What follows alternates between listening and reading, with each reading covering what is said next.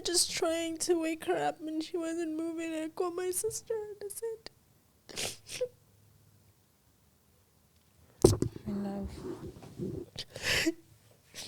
sorry.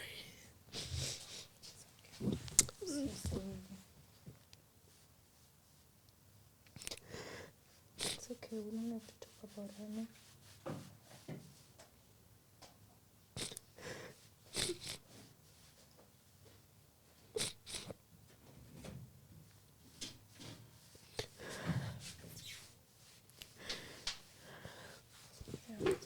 Just get you water, ne?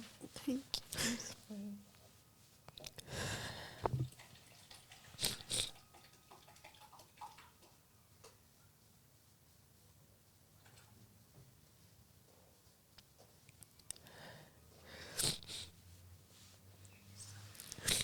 Thank you. Thank you. I've been through hell and back, through hell and back. Nobody by my side, nobody to console me, nobody to call home me. Hey, but the man got trauma, but the man I've been through hell and back, through hell and back.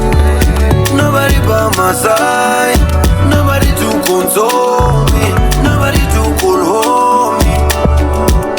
Hey, but the man got trauma, but the man I need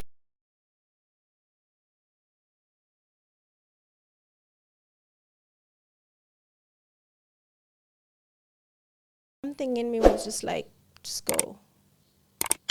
She was back after the holidays, whatever, and I went and I said, Twasa, I haven't seen my periods. The person that was training you, was it a man or a woman? It was a woman. It was a woman. Yeah. Okay. It was a woman. Mm-hmm. And I said, I'm not seeing my periods. I don't know what's going on. And doesn't usually happen even when we don't eat. And now this is me with my attitude. Even when we were starving, my periods would come. Even when this was happening, my periods would come. Did you have any time. suspicion that someone touched you? Yeah, I did. So it was in that night where there was food and everything. After a while, my mind went back. You know when you start to think. Yeah. My mind went and I tried to piece pieces together, and then there were other. I don't really like to talk about others because this is not their story. But there were other people, and there was a lady that I asked. I said, "Yo, something. Can I ask you something?" And she's like, "Yeah, like what happened during?" It's like, "Hey, Khalil." You know, you're starting again with wanting to start trouble. We've always gotten into trouble because of your questions and your things. Now we don't have this, like they would count. Now we don't have this, now we don't have that because you always inquire about this and that. So you're going to start trouble again. I'm like, then you see someone's reaction Owamie to like, if I'm asking an innocent question, why don't say to me, I don't really know what happened. I was not with you, or I was on the other side. Then I said, okay. And then I asked another guy, I said, yo, and this one we were really friends. We were on the same level where training was concerned. I said, yo, I don't feel good. There's something that's really bothering me. I feel this way and this way. What happened? And he's just said, stay. That's all he said. So then you see, or no one, something really happened. And the people that know what happened can't say. They're not at liberty to say. They are scared to say, or they were threatened, or things happened to them as well. So I don't know. Nobody was giving me the answers. So when I spoke to her about it, you know when somebody tells you something and you're not shocked? Like when somebody tells you something you already know, your reaction is like, oh, okay. Oh, okay, Gogo. So, you okay? You don't have your periods, okay? Okay. And I said, okay. While I was there, I was like, can I have some money to buy pads just in case they come? And she's like, like,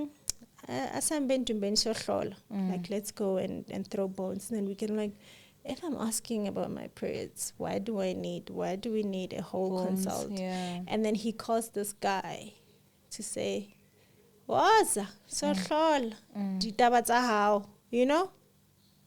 So we go in there and then she's like, you're pregnant. And I said, Mom, what? like, you're pregnant. And then it comes as if you're pregnant because your skirt is shorter than everyone else. You're pregnant because you have a big mouth.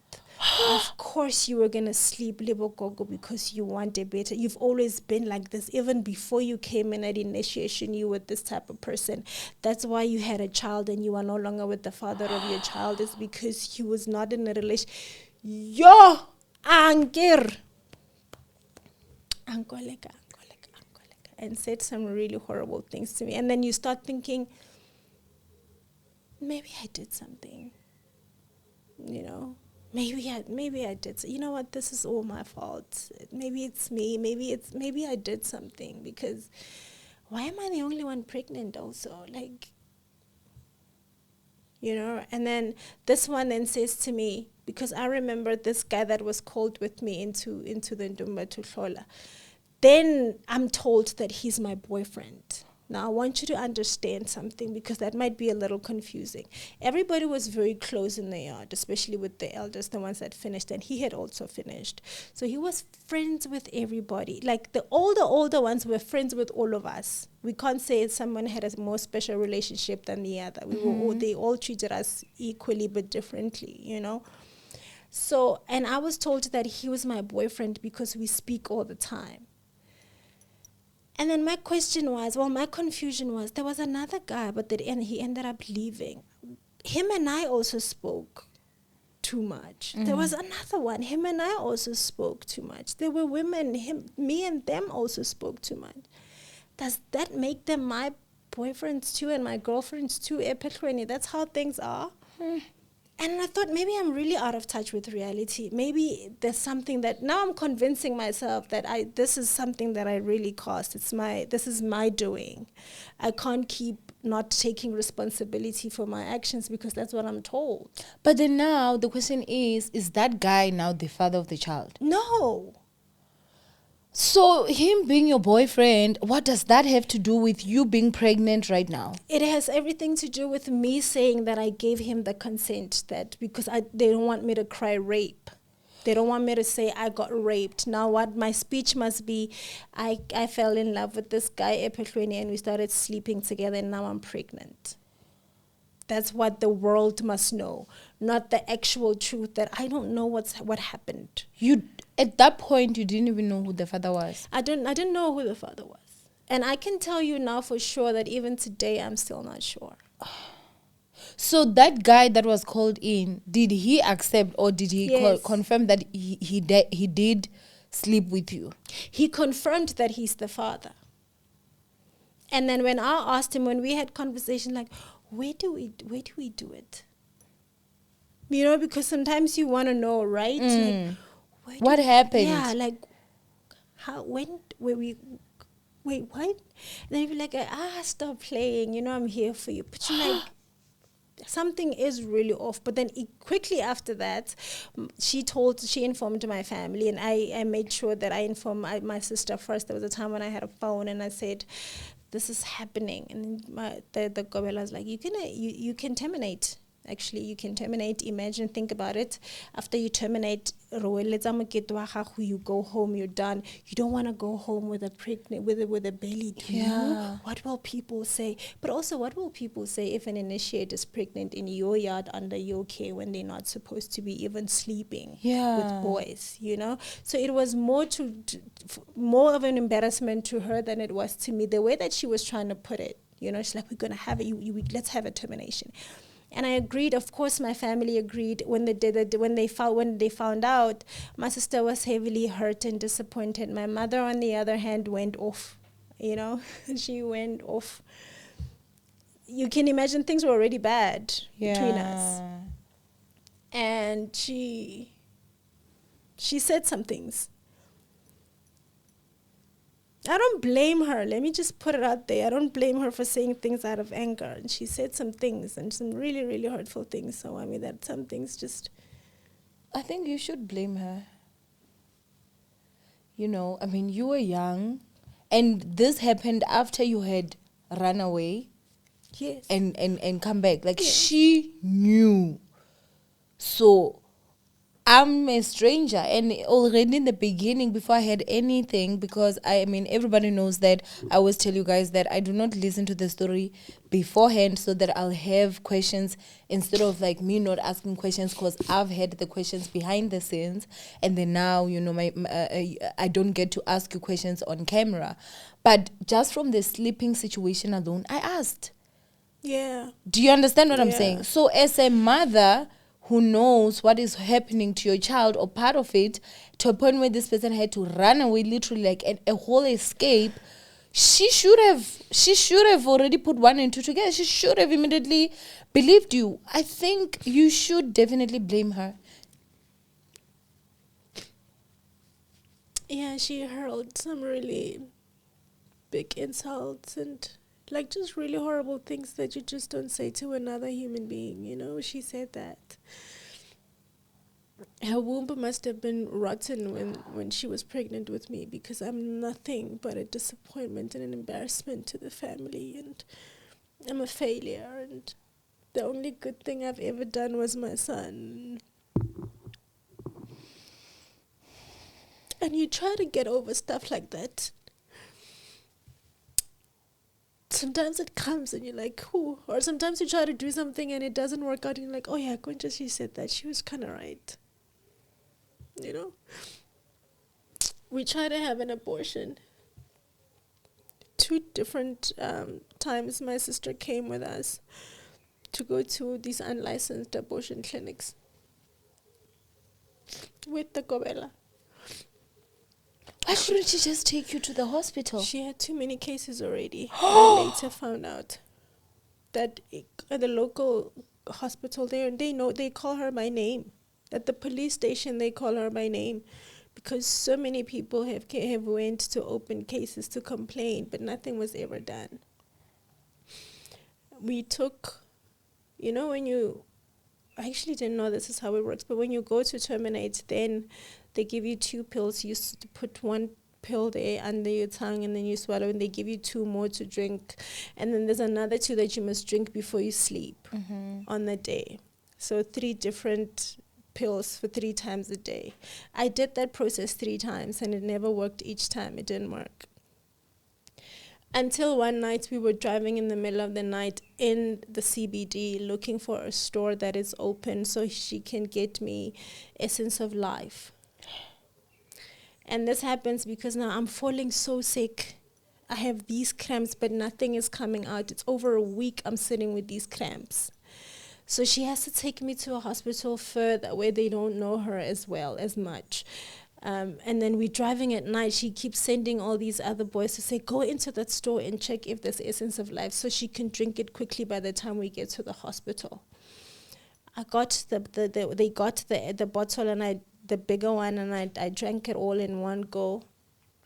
Because when I get to the hospital, it must already be a miscarriage happening. I mustn't say that I took pills. I mustn't say it was an attempted termination. I mustn't say anything like that.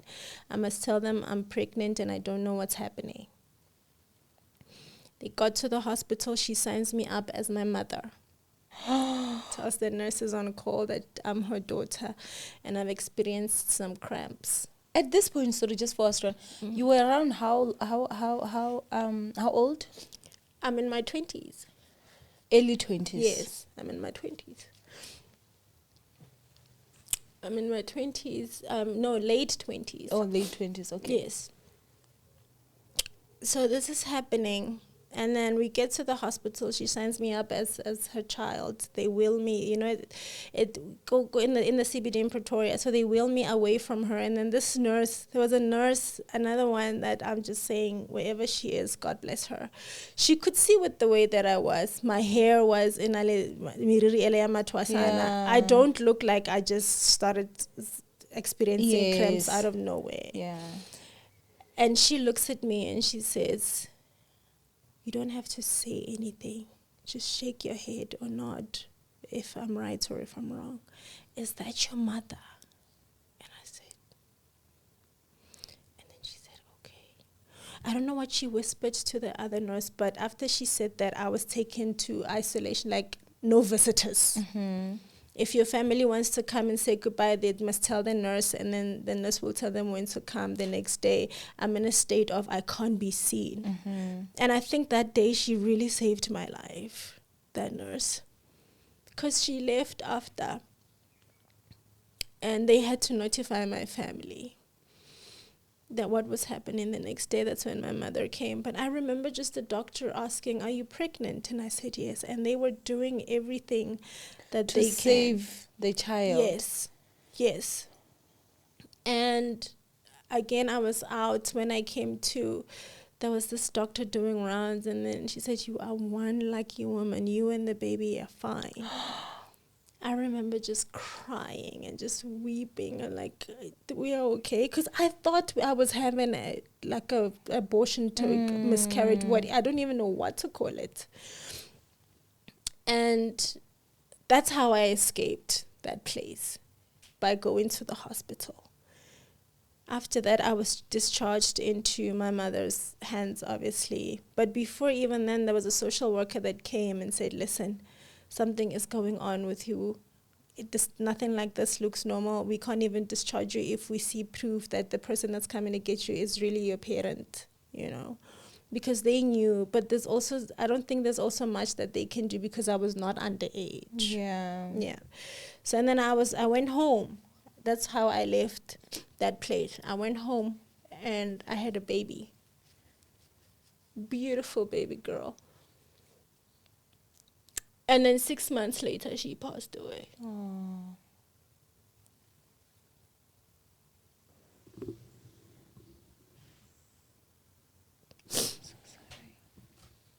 Sorry. I'm so sorry.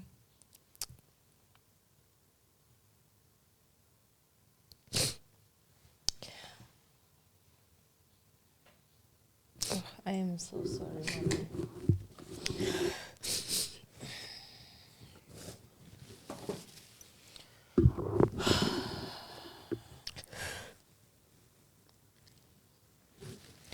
So, with the 6 months that your daughter was alive, did that guy ever come to the family? Once or twice. But you could just tell that there's just something off, man. Something is just not right. But I always brushed it off, A lot of the things that I blame myself for, there were other things that I just brushed off. You just want to believe what's happening for the sake of not having to deal with what could be the actual truth. Yeah. Would you say for some reason, maybe the reason why you also didn't press to find out who actually raped you, because you were sexually assaulted, was because for you would rather it's this guy that you were friendly with than some old person that you don't even know. Yeah, or later face the fact that it wasn't just one person. Because even this guy, in one of his drunken state, he would be like, there's a video of you.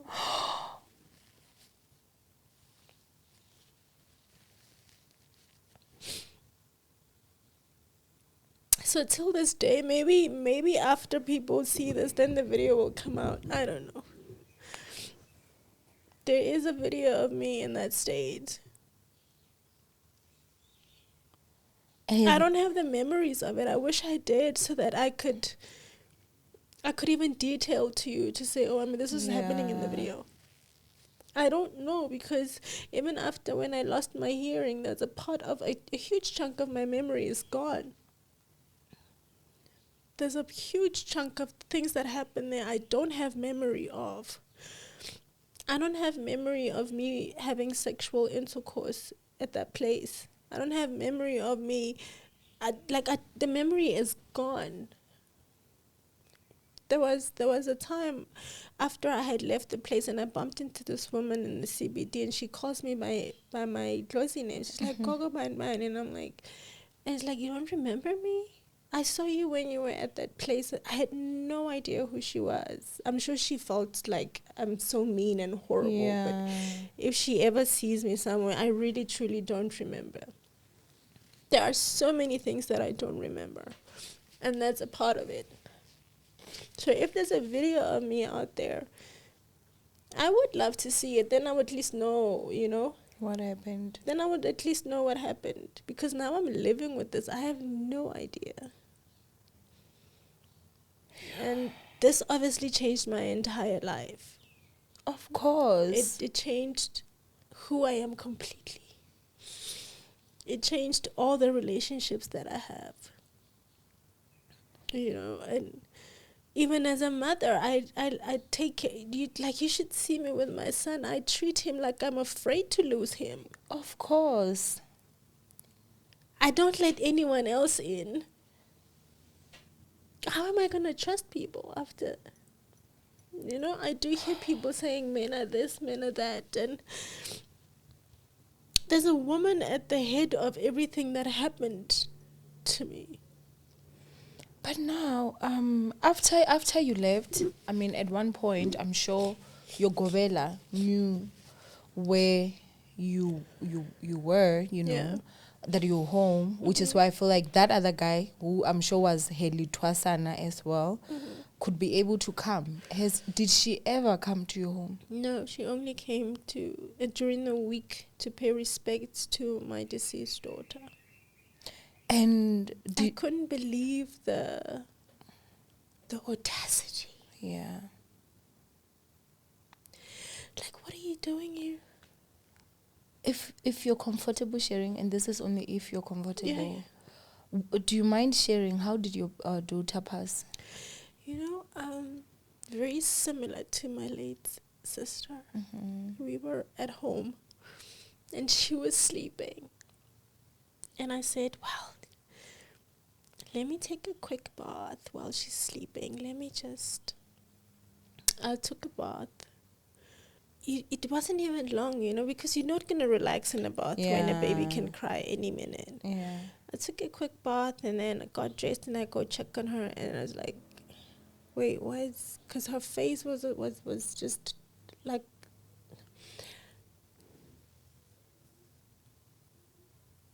Sorry. Mm-hmm. No, it's okay. Take your time.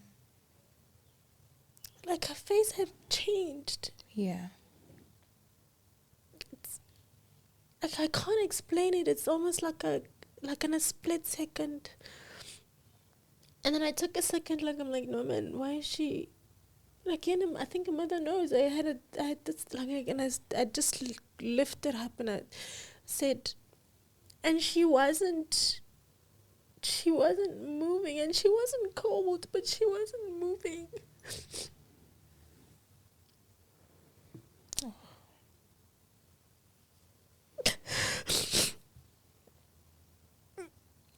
And I remember just trying to wake her up, and she wasn't moving. I called my sister and I said,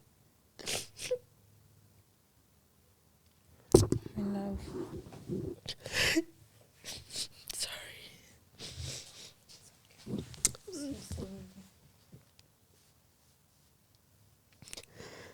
It's okay, we don't have to talk about her, no?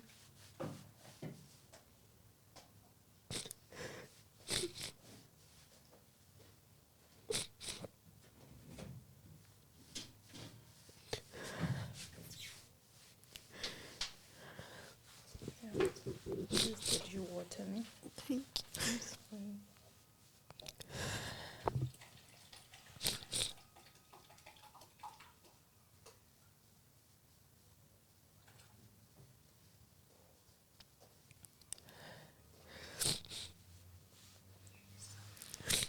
Thank you. Thank you.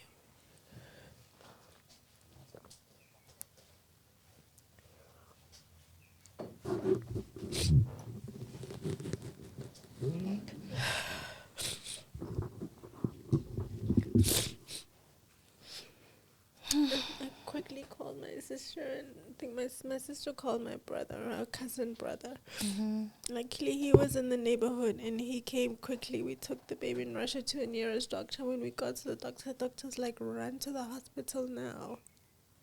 We rushed to the hospital. By the time we get there, they're like, sorry, we did everything we could. Yeah.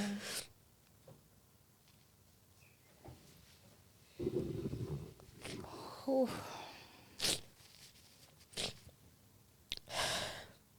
I'm so sorry. Yeah. Remember, I told you that I'm still not over my sister's passing. Yeah. I feel like I lose her every day. Every day I wake up and she's not there, and I'm like, okay. Okay. During your pregnancy, did you struggle due to how she came? Did you ever have any struggles, and maybe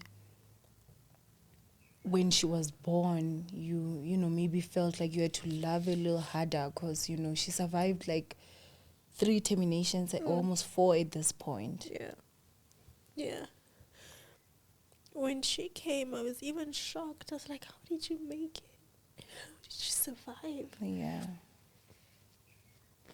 And then I remember before she even passed, I used to call her my miracle baby because I was like, it was you. It was because of you that I survived. And I started looking at her like that. Yeah. Like, thank you so much for being here. I got out of that place because of you. Yeah.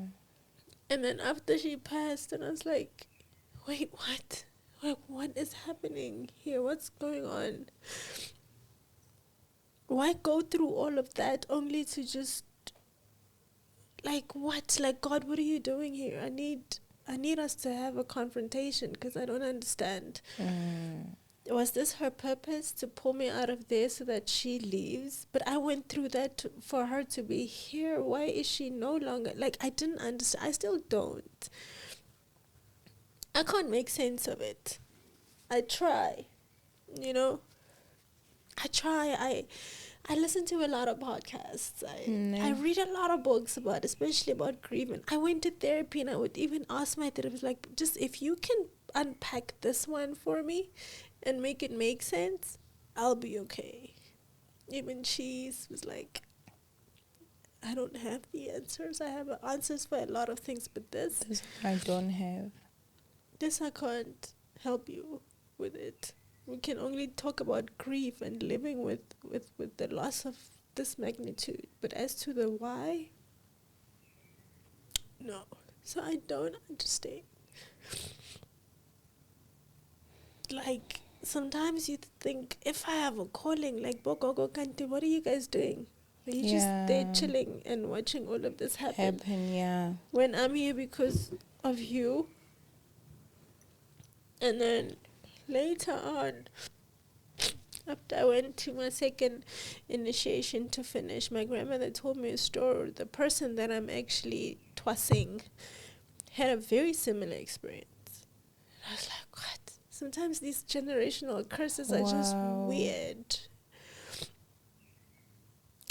But yeah, I guess I pulled myself up and I started living because I had another child, you know. Yeah, to live for. My son deserves a mom. Yeah. If anything, he deserves that. When you now came back from the hospital, was your mom still in that state of, you know, you're a failure and embarrassment, or was she now at a point where she was now believing that you were sexually assaulted? She did. And because she was also harassed by this lady, you know, she was tormenting her a lot. Bring her back. You must bring her back. Nothing of yours is ever going to come right. You guys are going to suffer for the rest of your lives. Like, she would send random messages. Sometimes she would send nice messages to her daughters. If you need anything, I'm here. And things like that. So I think she's just crazy mentally. I think she needs help. I don't know. But my mom really tried. You know, my mom really, really tried to say, just as long as you guys are okay and safe, especially when the baby came. I think there's something about a baby that just brings everyone together. Yeah, everybody was just happy. And we really tried. And when she was gone, it was like I went into this dark hole again. I was like, I didn't even want to participate in life. It took a lot for me. I don't want to make it sound like it was easy. It's not till this day. There are some days where I feel like I don't deserve this level of pain. And there were some people who would ask her, but sometimes, maybe you did provoke your gobela, maybe you did provoke this. And I said to them, and I still say this, or I could have been the most horrendous person alive, Owamie. I could be scum underneath your shoe. I still don't deserve that. Yeah. Because I lived it. No one deserves that. Yeah. I don't really hate people, but what I feel for her is pretty close. I don't believe, nobody doesn't have enemies, but I don't believe that I have enemies. If I did, and I had an opportunity to get back at them, I wouldn't do what that woman did to us, to me. I wouldn't. It takes away who you are. You question everything about your entire existence. There was a time when she made me believe that I deserved nothing. And I believed I deserved nothing because you look around where I was. Of course I deserved nothing. And then your weak points are highlighted, I had a child out of wedlock. I wasn't together with the father of my child. That was horrible. She's like, you were not raised like that. Sure, I wasn't. And it happened. So I was bringing shame to the family. I believed all those things. I believed that everything about me was bad. I believed I was unlovable because at times I didn't feel like my mother loved me. So who else would love me? Ish. I still carry that sometimes. I will tell you now that I think the only person that loves me is my son because he doesn't have a choice. He has to. Sometimes I believe that if he had another choice, he would choose it, and that's a sick way of thinking. Because sometimes I don't feel like I deserve. For so long, I was told that I don't deserve. And in such a harsh environment. In such a harsh environment. I don't have great relationships. I have luck with good men.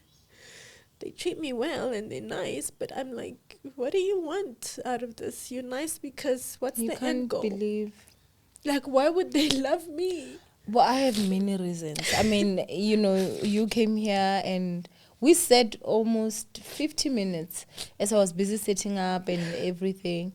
And you are a pleasure. You're such a beautiful soul, You're such a beautiful soul. And I think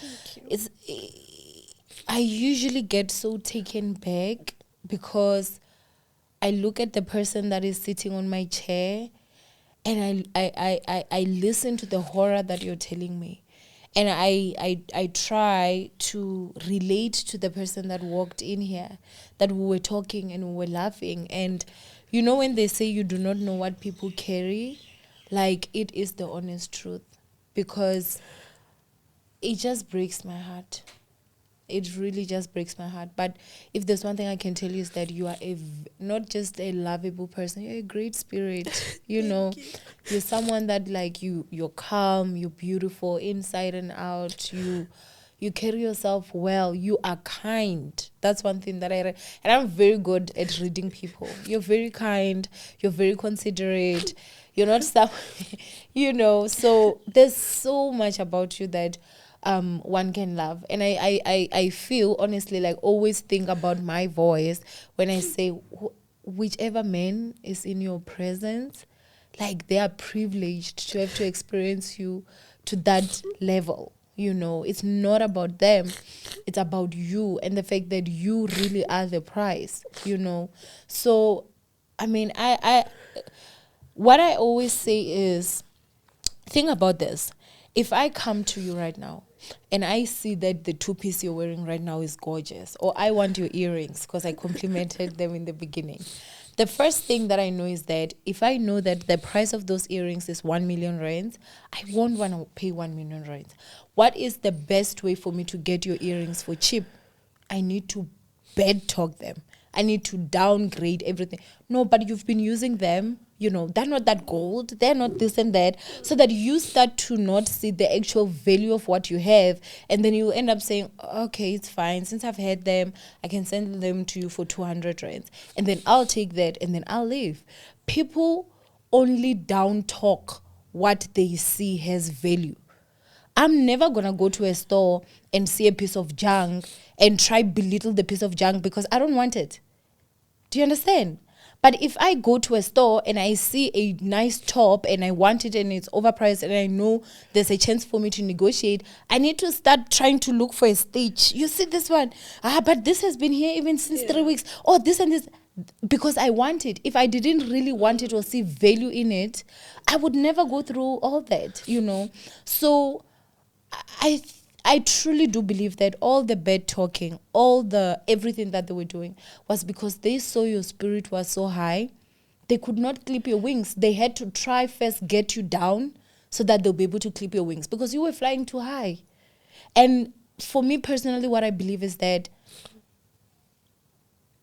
no one can write anyone's destiny. No. The fact that you're here, you literally just picked your wings up. You really just picked your wings up. Because one thing I can tell you is that what people like that woman do, they will not only just do to you and leave it there. They need to now go and tarnish your name to everyone, who it is and everyone. So this is the first step in terms of now people get to know the real truth of what happened. Now people get to know the real truth of what happened. And as much as it's not everyone that's going to believe, but at least now there are two sides of the story that are put to the table. You choose the one that you want. And that's why I always say my voice matters. No one will tell my story for me when I'm here. And no one can ever now tell your story because you're here, you've spoken your story. So now two stories are on the table. Whatever someone else wants to believe, they will believe. And that is that, Yeah. But I am so proud of you. And I am so sorry you had to go through that. You did not deserve any of everything that you went through. You did not. You really did not. And one thing I can tell you is that you have every right, every excuse in the book to be a horrible person. But you choose not to. And that says a lot about you. Because you could go around just being horrible to people, and when they ask, you tell them the story, everyone is going to be like, okay, I understand. But you choose not to. You did not allow them break you to the level where they thought they would. And in that way, they lose. They lose. They didn't get you, Thank you so I am really so sorry that you had to go through that. Thank you. And I am so sorry that your mom did not stand up for you. I am so sorry that your mom did not stand up for you. I know when it comes to parents, there are people that think that just because this person is my parent, you're supposed to only have feelings of love, even when this person has really hurt you to the core. You do not owe anyone love. And when it comes to your son, he does not love you because he doesn't have another choice. We have how many kids that hate their parents? How many kids that don't have a good relationship with their parents? We're sitting here and we're proof that actually if you are a good parent, your child will love you not because of you birthed them. They will love you because of who you are. Yeah. You understand? So 1,000%, I truly, truly believe that even if he just met you in the streets, he would still love you. That's my ninja. He would still love you. He would still be like, oh, damn, she's so nice. He would definitely still love you. Thank you. Oh, man. Yeah. I'm sorry, that was a lot, eh? No, you don't have to apologize, honestly. I think also, I would just share a brief story. I remember I once went to this other place where they do beauty stuff. And I remember that lady came in, we were talking, and somehow, I don't know, people love telling me that stuff. You have that aura, that welcoming aura. I was telling, I feel so safe with you. What do you bath with? I've been a voodoo. You know, so we're there and she starts talking and she tells me that, you know, she basically went to Twasa, and the part where she was like distraught was the part where they tried to sell her. You know, so it seems the Gobela that was having a Twasa here was friends with another old Gobela that was on, like, from a very far village. So the time he came, there was something. They both then decided that, you know, he wants her, so they're gonna, like, you know, give it, like, to be a wife, not even to go there and Twasa. So she says that, you know, lucky for her, it seems like she overheard some stuff and she put 1 and 2 together. She had to run in the middle of the night. She had to go through a forest. She didn't, you know, because it seems like the place that she was trusting, it was like in the bushes, you know, and stuff like that. And she says that was the most traumatic experience of my life, on top of the abuse that we were facing in there. But for me, that one actually took the cup, because she ran the night that old man came, and that same night they were supposed to travel with her. So when they saw that she had ran, she could only hear people calling, running in the middle of the, hunting her down, you know. And she basically said that, you know, she's in therapy for this.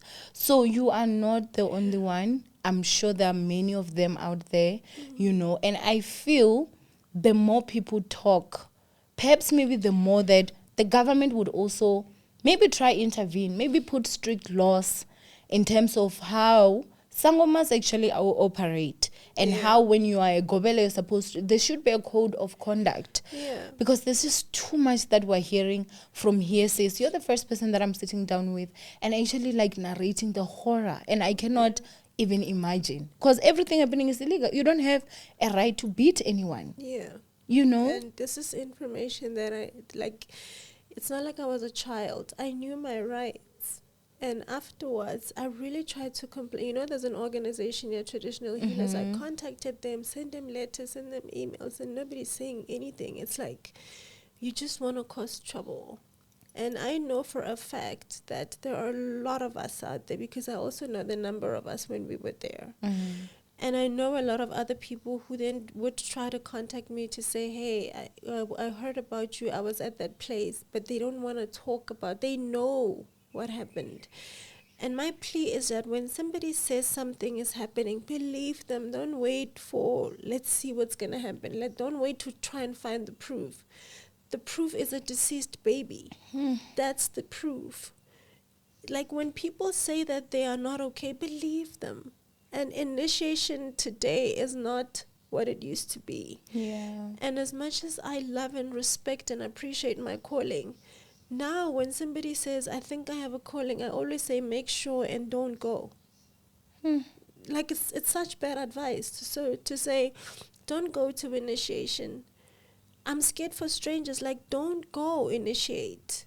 Don't go. If you have a calling, just find a way, any other way. Talk to your people to come to you in any other way, but don't go. Horrible things happen. There are people that we saw there, they disappeared. Till today, we don't know where they were. There are people that came in there sick. They're still sick today. It really takes away from the gift. I mean, you see with social media healers now what they're doing. That is not the essence of Bungaka. Traditional healers behave and carry themselves in a particular manner. And you have to embody that. I'm not on social media saying I'm a healer, come consult to me, because my ancestors don't even know what that is, probably. So now we are duped. Everybody, a lot of us are duped. And I really thank the Lord and then my ancestors for my second Gobela, because, and he was a man, but he did everything with the utmost respect. At sometimes I felt like, but wait, please teach me this muti. Like, we would go to faraway mountains and just go look for stuff. Things I never did there, where I spent 2.5 years. So for people to go initiate, I always say, if you have a calling, you will know. It's a question that you don't even have to ask. You will know. The fact that you're asking that question means you already know the answer. But if you're going to go, hey, let that be your last option. No. Yeah. Let that be your last option, and don't go. Living in someone's house is not nice, even as a visitor, casually. Imagine when you're now being abused and you're suffering, and it's 3 a.m., you're barefoot and you're cold in the middle of winter. I spent 2 winters. You can't even be afforded a jersey. Like, why wapara jersey ulemang? So that's not it. That's definitely 1,000% noted. And I think the other thing that I would like to say is that I know, like, you know, when you were talking, a thought crossed my mind. Why didn't you leave, you know, or even like run or something like that? But I think with, like, there are people that actually have suffered this and they stayed through and they never left or even ran away. There is something that is called a psychological control hold. Yeah. You know. Yeah. Wherein people use fear to sit you down. Who's standing up when they know that my house is going to burn down, my child is going to die, my whole family is going to die? Yes. And you know that even them back home, they've been told they're scared. So they are like, if you come here, then the whole house is on fire. You understand what I'm saying? So a lot of people would never, which is why I'm saying that you are such a brave soul. You're such a brave soul. And you are so strong for everything that you went through and all the guards it took. Because, you know, I heard you say a statement saying that your daughter, you looked at her as your miracle baby, which I do believe she was, you know, and, you know, may she rest in peace. However, you also overlooked one thing. And that one thing was you actually saved you and your daughter's life. Because when the nurse asked you, you should nod or say no, you had a choice. You could have nodded that she's my mom and they would have never done anything. So who really saved you and your miracle baby? Is it only coming to you now? You saved both of you, you know? So you are way more stronger than you think, mommy. They tried to break you down, but they failed, you know? So for me, I'm just so proud of you. I'm just so proud of you, of the fact that you actually did survive all that, you know, and you were not a number of those that disappeared and people don't even know where they are. And I think it's also very important that as parents, if you've got a child that is about to go into initiation school, do as much research as you possibly can. Do as much research as you possibly can, because the unfortunate part is that you are not going to expect your child to go in there. When you go visit, they're going to tell you the truth. Because there are certain things that they're told. Don't say this. They're threatened. If you tell your mother's going to go crazy. Who's going to try and tell, to say, mommy, this is what they're actually doing to us here. This is what's actually, you know, going on. Are you practicing? Not in a traditional sense that I will open my ndumba. I do have a beautiful ndumba, actually. And not practicing in a sense that I will have people or advertising or no. But somebody who I even feel that is here by pure coincidence. There's no way that they would be here. Yes. Those are the ones. Yes. Are you a gobela? No. Do you ever see yourself as a gobela? No. Why? No. I think now it's just the fear of my human fear. You know, just being I don't want to be responsible for somebody's gift. I'm afraid to be responsible for somebody's gift. Because for the longest time I've been afraid of mine. And I'm still trying to fall in love with mine all over again. I'm scared of the power that the gift has. I'm scared. It's just the fear of, if somebody comes to me and say, you have to be my gobela, I know I would spoil them. Because I wouldn't even want them to feel any sort of discomfort. And I don't think that would be doing justice to their gift. I think I will just be just a softie towards the gift. I would even sleep with my girl Twasas in the bed. I probably just want to my hold babies them and protect them from the world. So I think that I am not healed enough to bring forth and to nurture a gift. Yeah. A healer that's still healing can't fully heal other people. That's what I believe. I'm still hurt, and I know that there are things, like, you know, when you have triggers, there are things that still trigger me. I can go a month even without thinking about this thing, but when I do think about it, it's quite so intense. I can't imagine going through that when there's somebody who depends on me like that. Yeah. I don't think I'm ready, but I know time will come. I know time will come. I think I still have in my head, I think I have a good 10 years before I do this. A good 10 years, ma'am. In my head. Wishful thinking. But I think, you know, sometimes you only know you're ready when it happens. So I think when it happens, it's only when I will feel ready. But now I feel like I'm just so scared. You know, this is like so weird, right? And nobody should look at me in a weird way. But, you know, I don't know. When I look at you, I see the best Kobela. Please don't say that, because I'm being honest. You're going to open this window that then people are going to start pouring in. No, I'm say, being honest with you. Wine. No, I am being honest with you.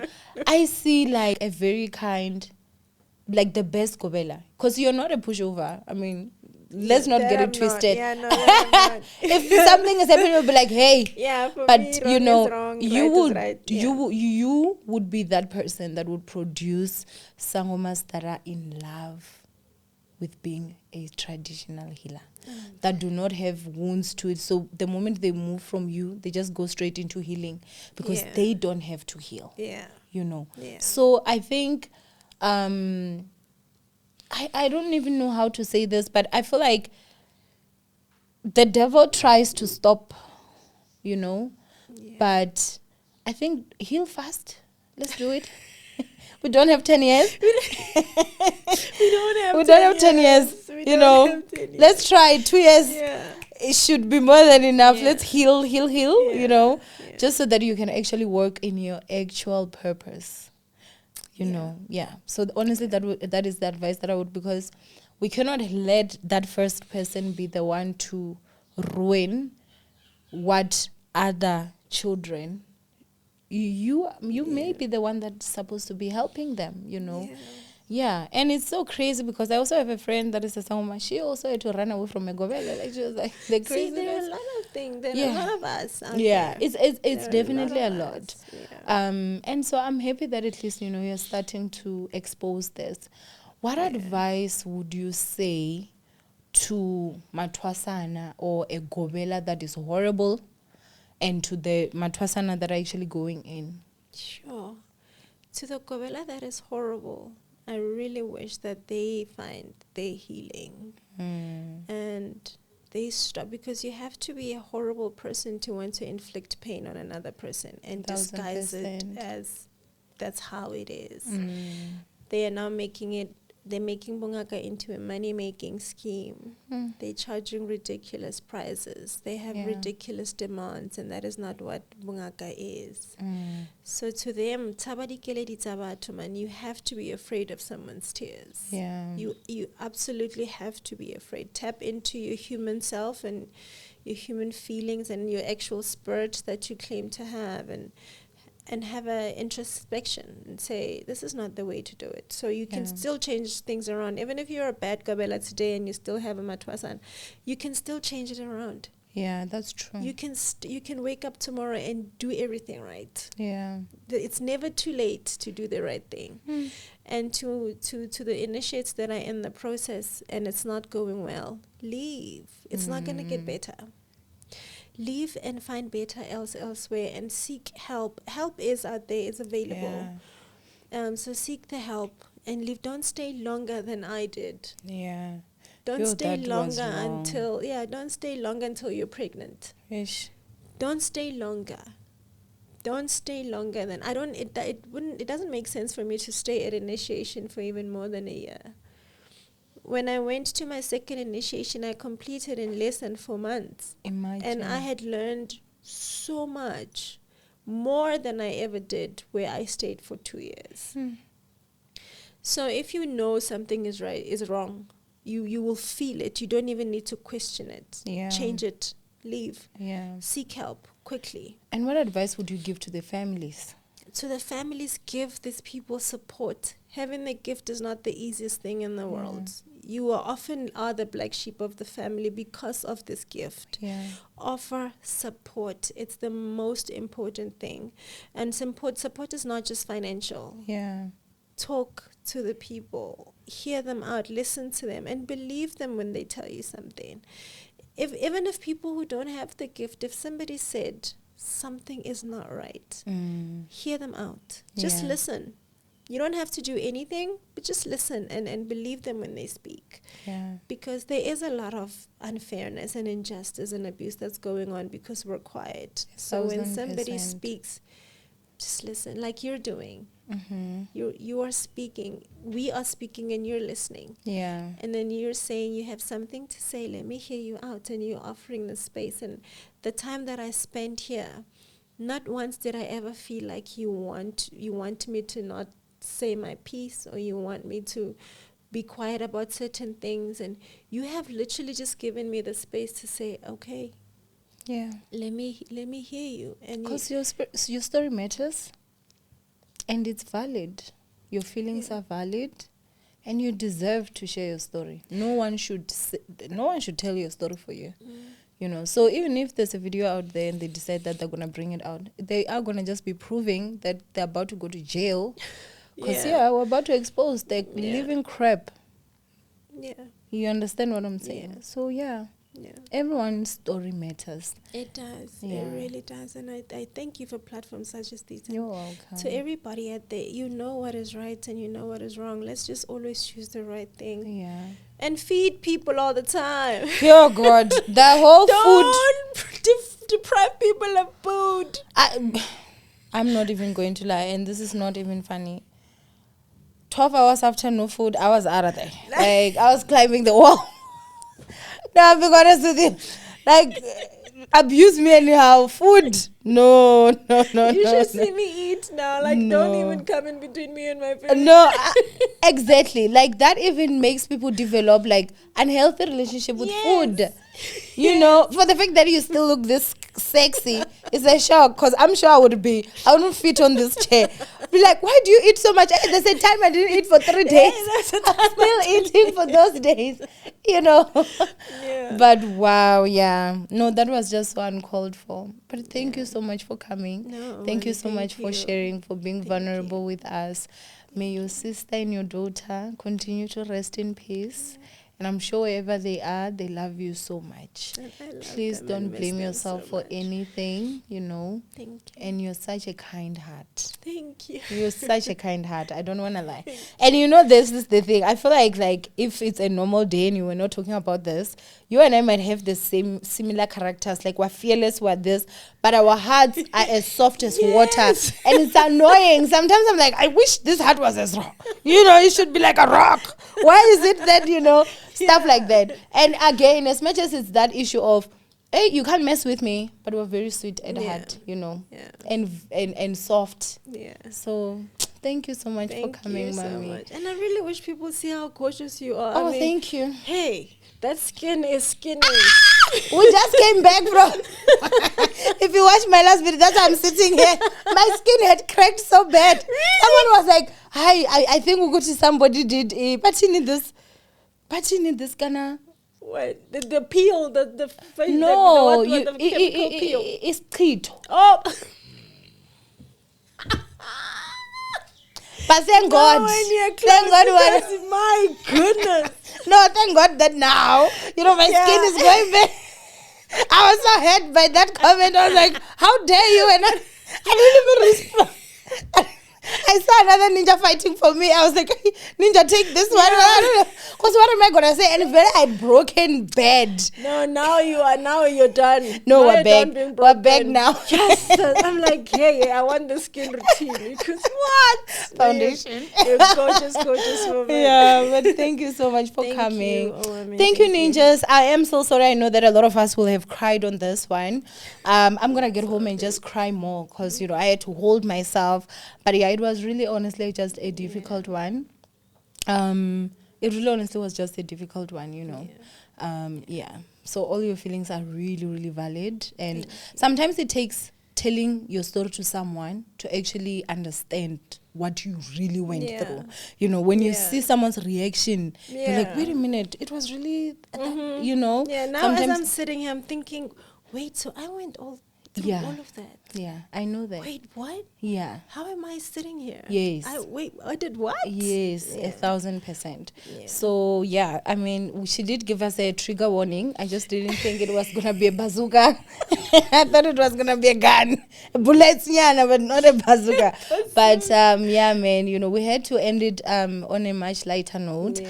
But, yeah, thank you guys so much for joining us today. I'm sure this was a two-parter because, wow, it was long and necessary. And I'm happy that you got to share your story fully, which is one of the benefits I love of having a studio. Nobody's controlling my time. We can sit here for 5 hours if you want, So, yeah. Thank you, ninjas, for joining us. We'll see you guys my next upload. Bye.